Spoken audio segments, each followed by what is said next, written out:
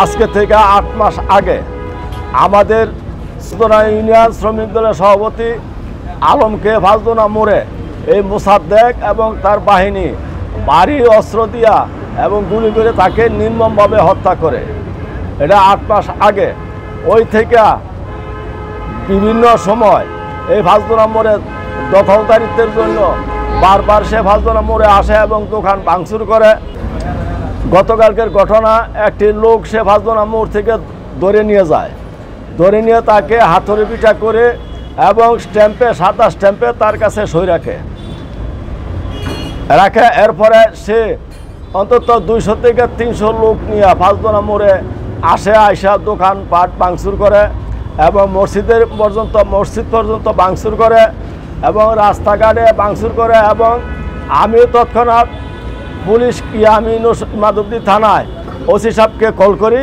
OC সাহেব বলছে যে ঠিক আছে মেম্বার সাহেব, আমি এক্ষুনি ফোর্স পাঠাইতেছি, আমি নিজেও আসতেছি।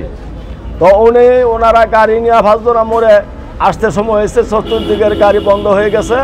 তাদের তাণ্ডবের কারণে গাড়ি বন্ধ হয়ে যাওয়ার পরে তারা আর আসতে পারে না, তারা হয়তো দূরে গাড়ির জন্য আটকে রয়েছে, এই জন্য আসতে পারে নাই। এবং সে তার দলবল নিয়ে এই ফালতোনা মোড়ে অনেক দোকান ভাঙচুর করছে, এই দোকান লুটপাট করছে এবং সে আমার বাড়ির সামনে এসে অনেক ইট পাটকেল এবং অনেক হাত বোমা এখানে নিক্ষেপ করছে এবং গুলি নিক্ষেপ করছে।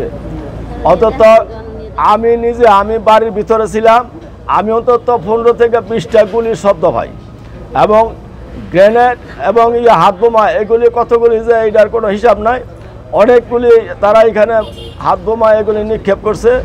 এবং এইখানে আমার বাড়ির পিছনে এক লোক ভাড়াটিয়া থাকে, আমার ছোটো ভাইয়ের এখানে সুরজ মিয়ার এখানে ভাড়া থাকে, তার নাম হইল সজীব। কিশোর বয়স হলো 19 বছর। সে এইখানে আপনারা যেখানে দাঁড়াইছেন এর পিছনে সে দাঁড়াইছিল।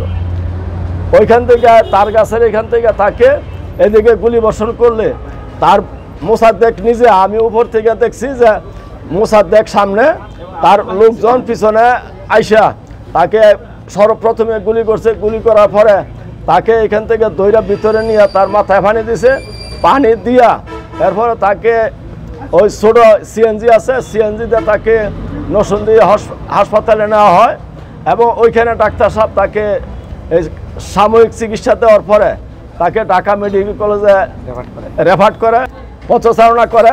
তাদের ভয়ে কেউ কিছু কথা বলতে সাহস হয় না। আপনারা এগুলি ফালতোনা মোড়ে তদন্ত করে দেখতে পারে এবং যে দোকানগুলি ভাঙচুর করছে, লুটপাট করছে, আমার অনুরোধ রইল এগুলি আপনারা একটু দেখে এগুলি আপনারা উপরে যারা কর্তৃপক্ষ আছে, প্রশাসনের লোক আছে, আমরা তাদেরকে এই ব্যাপারে কঠোর পদক্ষেপ নেওয়ার জন্য আমি বলছি। এবং আপনাদের মাধ্যমে ঊর্ধ্বতন কর্তৃপক্ষের কাছে আমরা এলাকাবাসীর পক্ষ থেকে এই সন্ত্রাসের হাত থেকে আমরা যাতে বাঁচতে পারি সেই ব্যবস্থা যাতে হয়।